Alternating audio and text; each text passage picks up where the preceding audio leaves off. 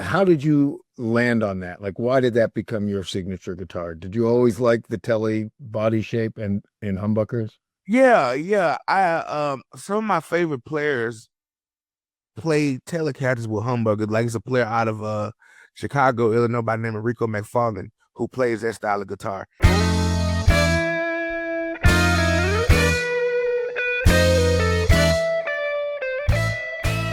Hey, I'm here with my man Christone Kingfish Ingram, who's got a great new record coming out, and that's what we're going to be talking about. But congratulations on everything that's been happening with you, and how you doing? I'm doing fine, man. I feel pretty good, man. I'm touring. I got music coming out, man. I'm dropping weight again. Life is good. Yeah. And it's not just music coming out. Of course it's a new album and it's the first one on your own label, which is really cool. So we should talk about that a little bit. So the album is called The Hard Road. And tell me about how you ended up with your own label, why you wanted to do that, and just a little bit about that. Then we'll get to the music itself, but that's Well, uh, well, Red Zero Records was an idea that Rick who's my manager, Rick Whitney, we kind of formulated like a couple of years ago while we was on the Fish Grease tour. And it kind of and it kind of also morphed into me wanting to give opportunities to other artists who I felt like probably didn't have the same resources that I had. uh Pretty much that was the pretty much gist and base of it, for both of us, I believe. yeah. Well, it's amazing for you to be in that situation because I mean, 5 or 6 years ago, could you have imagined yourself even saying that sentence, like don't have the same resources as I do? I mean, you've come a really long way, in a relatively short time. Yeah, man. I've been grateful. Before I got noticed in 2000, 15, I was hustling it out in the juke joint clubs, and even after I got noticed again, I was still hustling in the clubs. And then along came Mr. Buddy Guy, who was gracious enough to help me out with my first record, and then put me on the road with him. And then from that on point, getting on Alligator and so forth. So I feel like, I'm in a position now where, I can help the other, you know, uh, guys and gals, that's coming along as well. Yeah. Well, let's back up for 1 second. So Buddy Guy was in your mind, he was the guy who helped you get out of being a kid playing around your hometown into becoming a national act. Uh, definitely had a hand because those videos in 2015 on up that went viral, I was still in school. So, I would do dates here and there, but I really didn't start consecutively touring until 2019 when that record was finished and I got on the road with him, as well. Yeah, and then you started working with Tom Hambridge, who was a songwriter and drummer with Buddy, who helped you a lot with your songwriting. I want to talk about that a little bit, but are you still working with him? I didn't have the credits on the new record. Did he? Oh yeah, yeah. Oh yeah, yeah, he didn't do the whole record like before, but uh we got some cuts on there. I'm still writing and working with Tom.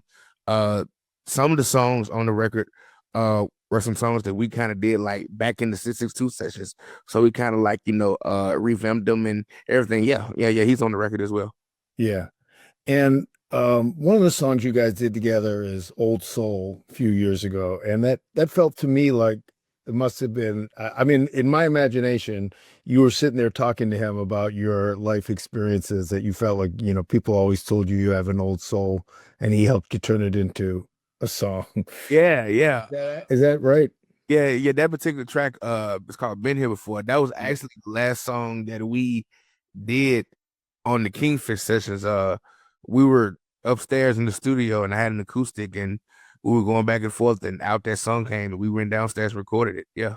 Yeah. Is that something that people have told you before over the years? Oh yeah, definitely, definitely. Even as a child, before I even knew anything about blues, I would always, you know, uh, repeat some of the soul songs my mom would listen to and, give people a show and stuff like this. So I was like, 5 years old singing stuff like, stylistics and stuff like that.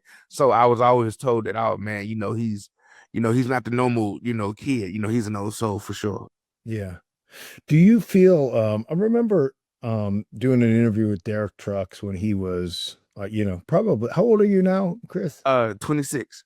Yeah, so that's what I thought. So when Derek was 25 or 26 and he had a record coming out, and I remember him saying, I'm just really excited to get past the kid thing. I'm sick of people always talking about, kid guitarist, kid this, kid that.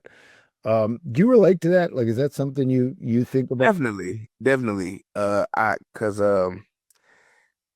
think it can be a blessing and a curse because a lot of times these days when people see a kid playing, they automatically think gimmick, and I don't think that's the case for everybody. It's some really, it was some really serious guys, and it's also some serious, guys, coming up as kids, and but at the same time, I don't want to, I don't want to get pigeonholed in that, category, being the cute kid that plays guitar.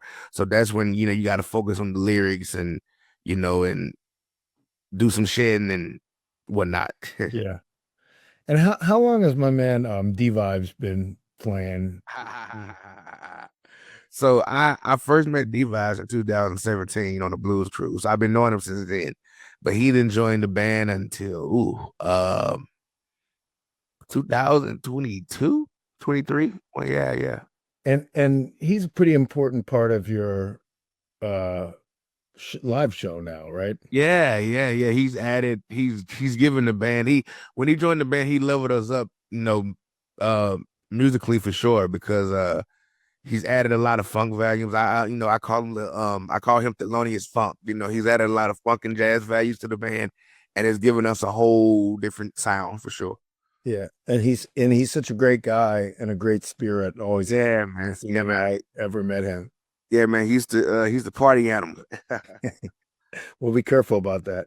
You know, uh, have that does bring something up. Have Buddy or any of the other elders that you've been on the road with or able to rub shoulders with you, do they ever pull you aside and try to give you life lessons or music lessons? But there are downfalls to life as a traveling musician that we all know about. uh, Buddy, Mr. Guy hasn't never really directly told me anything. Just from sitting in the studio with him and him tell stories to all of us, maybe that way. Yeah, there are some of the OGs I come across too. They always give me life advice. Like recently I was just in Austin, Texas with Big Bill Morganfield, and when we was going, uh going home, he was, telling me, different things and stuff like that. So, anybody who was older than me, I consider them to be OG. So they're always giving me advice from the Chicago blues players that I know to all the other musicians around the world for sure. You started out as a young kid playing at the Delta Blues Museum's educational um programs, right? Hmm. Was it how quickly did it become obvious to you that it was something that you really had a passion for and b a skill for? Well, while I was in the museum would do shows and whatnot, but it wasn't anything like in front of a actual live crowd, paying crowd. So my mentor at the time, Bill Halliman Perry, who gave me the name Kingfish, he would get certain kids from the class to come to his shows at Ground Zero as like a reward. And it would be a great experience. And so the first time he did it for me, that's when I kind of just realized, that this was it for me. There were times where I strayed away and tried to do other stuff, but I always came back to the music. And, the music has always been my thing for sure. It seemed like on the new record, you're going into a little bit more of rock and maybe in a couple of places even R&B influences. Do you feel free to do anything you want, or do you ever, I mean, do you even think about or worry about, will the audience like that? I mean, in other words, like getting hemmed into like I'm a blues guy. Well, for me, it's definitely something that I think about a lot. It's a double-edged sword because on one hand, I'm always told, man, you got the potential to go here, you got the potential to go there. But on the other hand, I've been talked bad about the, about the, about the blues periods before. So it's, it is something, that I struggle with. At the end of the day, I just kind of just, look at it like this, and it may say, and it may sound cliche that, I have the potential to go a lot of places musically, and that's what I want to do. I have a lot of influences. At the end of the day, at the end of the day, the blues is always going to be rooted in what I do because that's the aim. I'm trying to reach my generation, and I have to mix it a little bit in order to pull them in. Once they get in, I can really teach them and show them, about the real raw thing. And that's always, worked for me. And yeah, that's pretty much what I'm doing. Yeah. Yeah. I mean, even someone who's about as other than Buddy Guy, one of the other real OG guys we have with us in 2025 is Charlie Musselwhite. Yeah. No, yeah, and I talked to Charlie just a couple of weeks ago. I mean, he has Al Capone, the Memphis rapper, on his new record. So, I mean, if Charlie can do that, surely you can do something like that if you choose. Hey, thank you, man. I really appreciate it. Rap is the great grandchild of the blues, and man, I look at it like this: all of the branches, from the roots, are really, are important because they show the influence of the blues, and I think that's, I think that's important as anything else for sure. Um, just narrowing it down a little bit, aside from songwriting, whatever, on a guitar level, who are your greatest influences, and do you keep listening to new and other new people and being impacted by them? Definitely, of course, in the blues space, I was always influenced by the guys like from the acoustic guys like Son House and Robert Johnson, into guys like Aber King and BB and uh uh uh Freddie, Jimmy Prince, Ernie Isley, uh Gary Moore. And but as things are progressing, there are some players of today that I'm into, like all the R&B guys like Isaiah Sharkey and uh I think it's Media Sasato. Uh I think this guy out of Europe,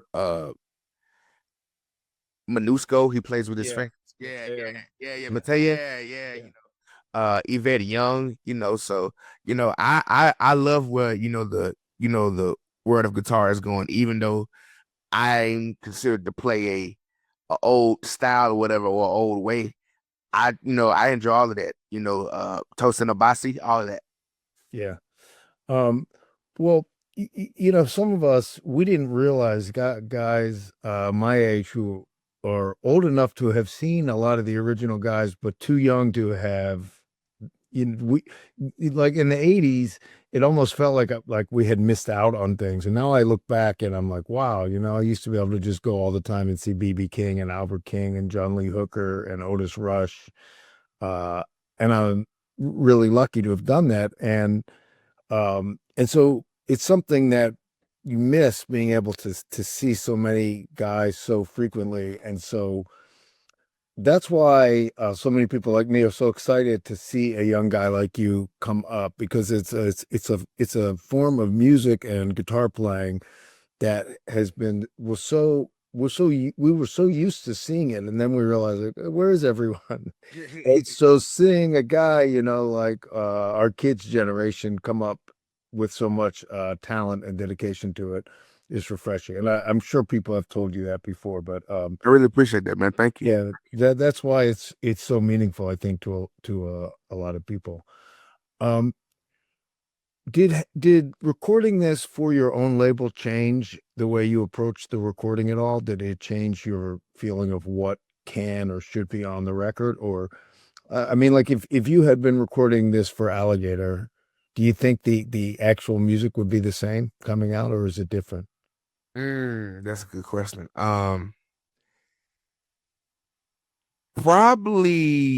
Probably, probably not. I think I would have stayed more in a bluesy, rocky space.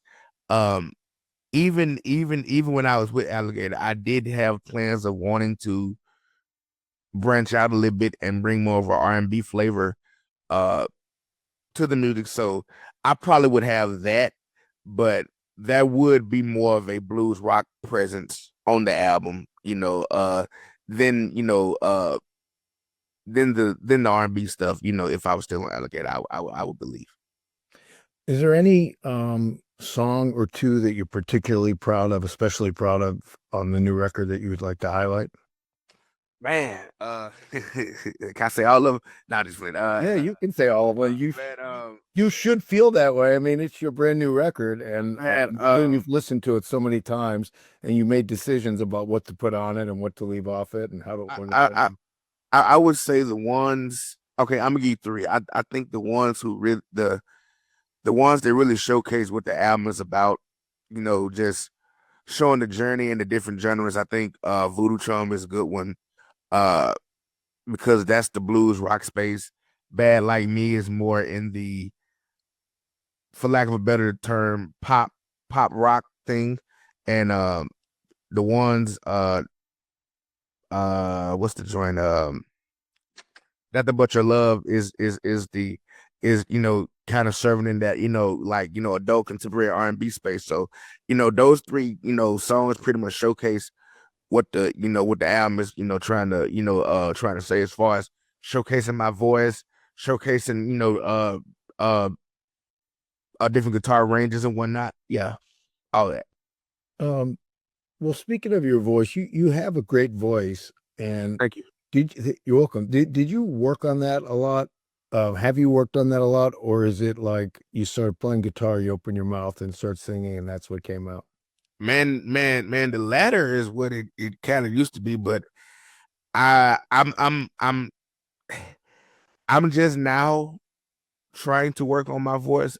Before that, it was just all guitar playing. Pretty much what you just said, me playing guitar, opening my mouth.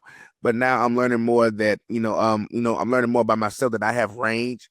There were places where I thought I couldn't go vocally, and working on this record showed me that I could. So yeah, I'm always learning more in that space for sure. Because I always said I'm just a guitar player to sing, not a singer. Yeah. It doesn't sound like that though. I mean, you sing with emotion and feeling, and you put the the songs across, which is, Thank you. I mean, I don't think Jimi Hendrix or Stevie Ray Vaughan ever really felt comfortable with their singing. But you can look back at them now in different ways and say, both of them really were great singers. Oh yeah. They were both emotional for sure. Yeah, even though I think they both felt like they just had to sing, so they were. Yeah. How much do you still work on your guitar playing? How much do you practice? I play guitar every day. I wish I will say my weak points are that I don't practice a I don't I don't have a regimen. I just pick up the guitar and play. Or if I'm like here, like, right now I'm in my studio, and I come across something like inspiring, I pick up the guitar and I want to play. Uh and sometimes I do try to work on different scales or whatnot, but there's no regimen. So I'm always just picking up and playing. Yeah. Mhm. Um, when you're not on the road, are you happy, relaxing, and chilling at home, or are you pacing the floor, waiting to get back out on the road? Both, all of the above. The first couple of days are straight. I'm here in the studio. I'm here chilling. I'm making. I'm still working and making music.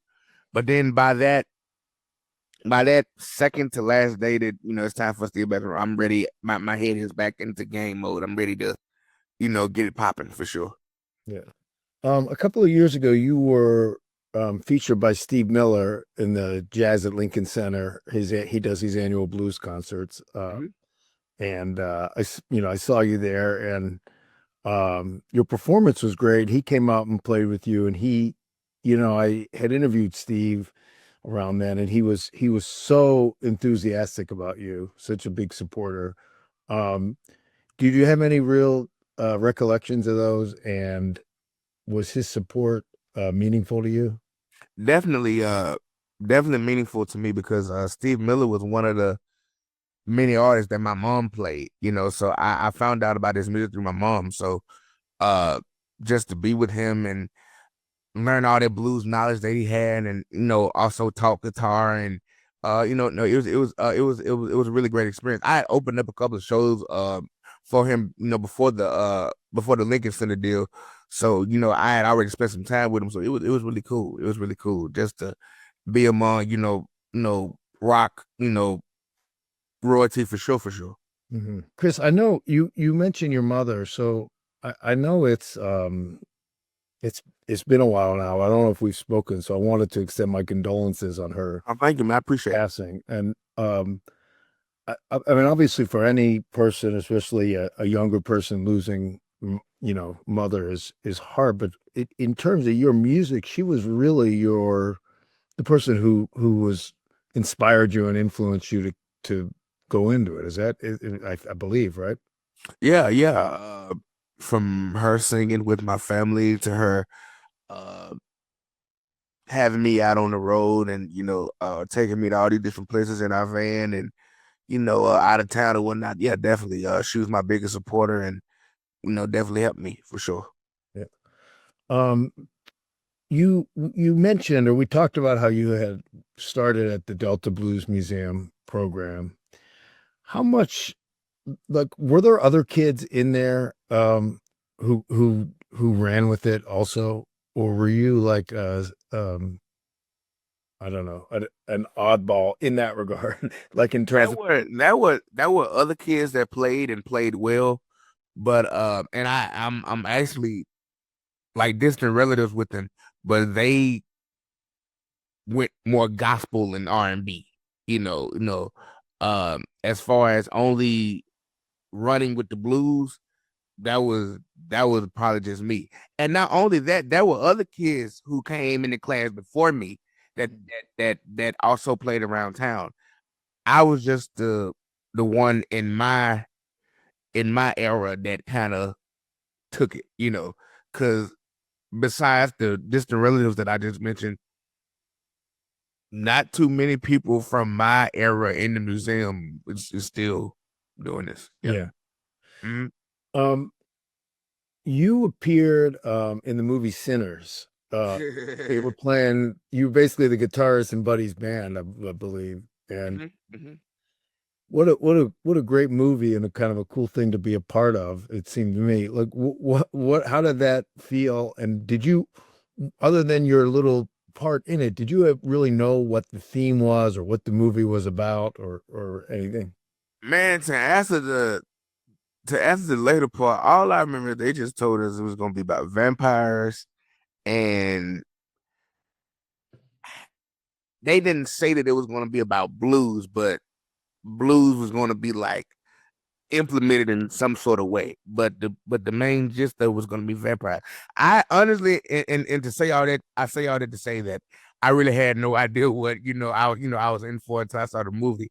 But yeah, man, it was a great deal. Working with Ludwig and Ryan Coogler, and you know, uh, getting a chance to be in the studio, and you know, uh, do writing, and playing some licks on you know certain songs on the score, man. And not only that, seeing other talented artists and players get some shine on it, and seeing Mr. Guy, it was a great experience for sure. Yeah. I mean, I think it's, Ryan Coogler is a genius, and Definitely.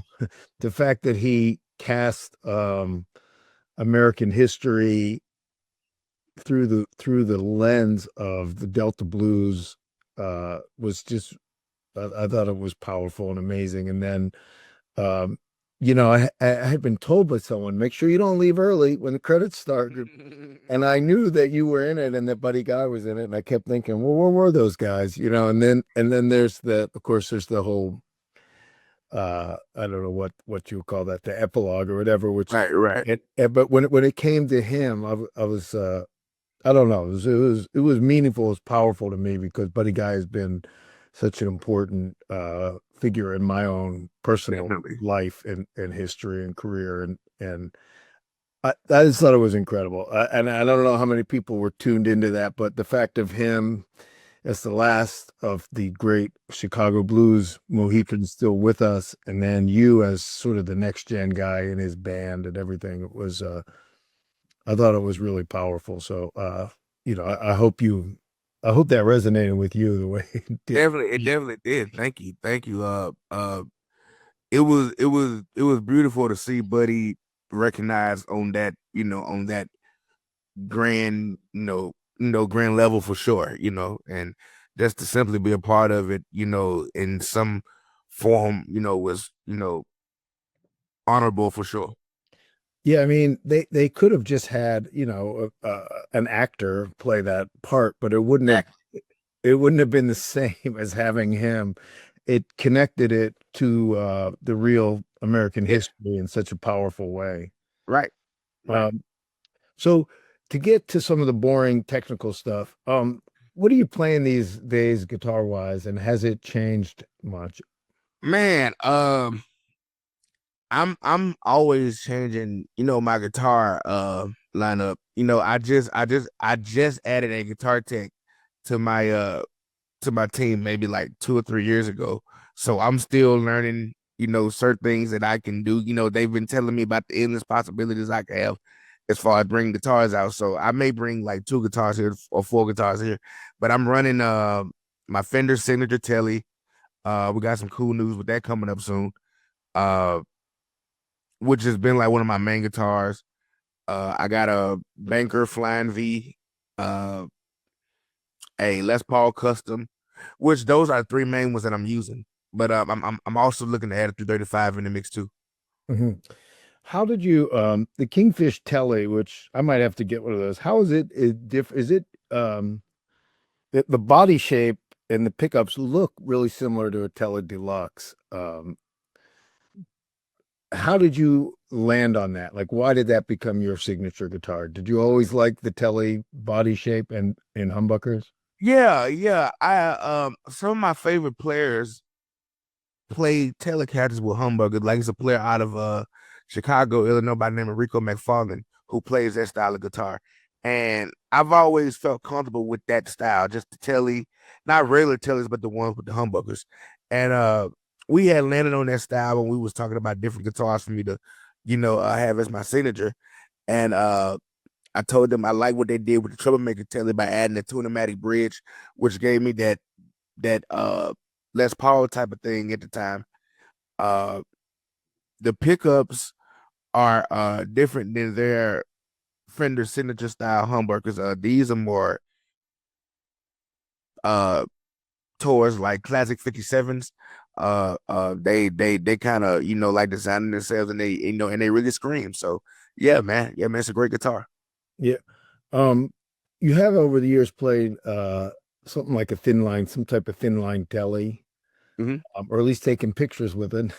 Right. um, is that something you've played a lot?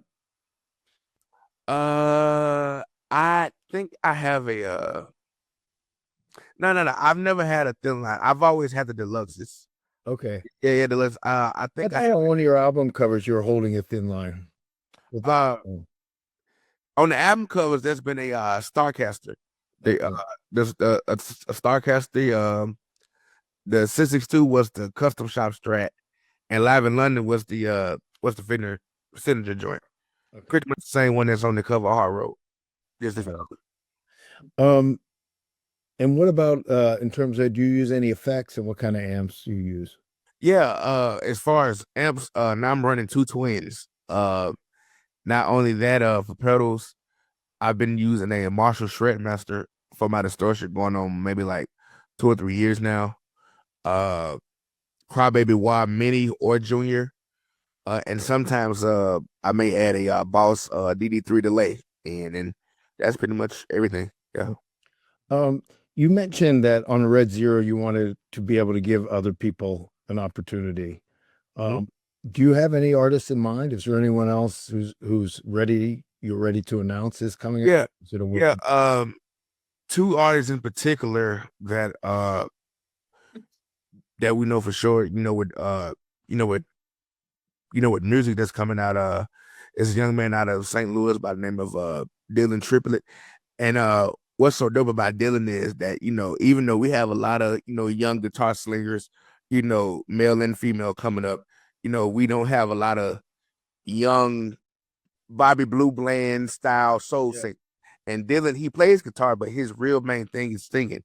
And he gives you that Tyrone Davis, Bobby Blue Bland, just yeah, just he's almost cuss. He's really amazing, in that aspect. So we got him. And we also got another young man out of Houston, Texas, by the name of Matthias Latine. He won the International Blues Challenge, I want to say back in 2023, if I'm not mistaken. And he's really coming up along as far as, being a young guitar slinger in the rock space, but he brings that blues fusion and he's a great writer, he's a great arranger. So, those are two guys that we're, working with for sure in the beginning. And we have a lot of other artists that we're developing as well, but those are the two guys in for sure. In the beginning for sure. And how much are you involved in the label? Like, do you want to be like do you how involved just for the first question, how involved are you in the label and how involved are you in your business? You have a manager who's been with you for a long time, who you really trust, who's obviously a smart guy who's helping you put a lot of things together. But do you leave that stuff to Rick or do you get in there yourself? Nah, here's the thing. I have no other choice but to know it because Rick is not he's not going to let me just leave it to him. He tells me everything. So yeah, we both brainstorm as far as the artists who we work with, what type of deals or what type of what's the word I'm looking for? What type of plans we'll have as far as the artists go. So we're both hands on for sure. Yeah. Yeah. That's good. Well, that will serve you well. I mean, not everybody's like that. Everybody's built differently. Yeah, Some yeah. guys are just like, hey, I want to play guitar 12 hours a day. Here's this manager, take care of this business and don't bring it to me. Yeah, yeah. I feel like just having to be as the face of something and saying that that is my. I think that'll be a little silly. I think is for me for what I want to do as far as giving other guys resources. It's imperative for me to know what I'm doing. Rather than just saying, "Hey, this is mine," and I'm giving these guys opportunities. I want to know what I'm doing. So, Christone Kingfish Ingram, thank you for your time. Congratulations on a great new record, which is the first on your new label, which you should be proud about. It's an exciting venture, and it's already been really exciting to see your career for the first leg of it, and I can't wait to see what you got coming in the next 5 to 10 years. Thank you, brother. I appreciate you, man. As always. Yeah, thank you. I look forward to seeing you on the road soon. Yes, sir.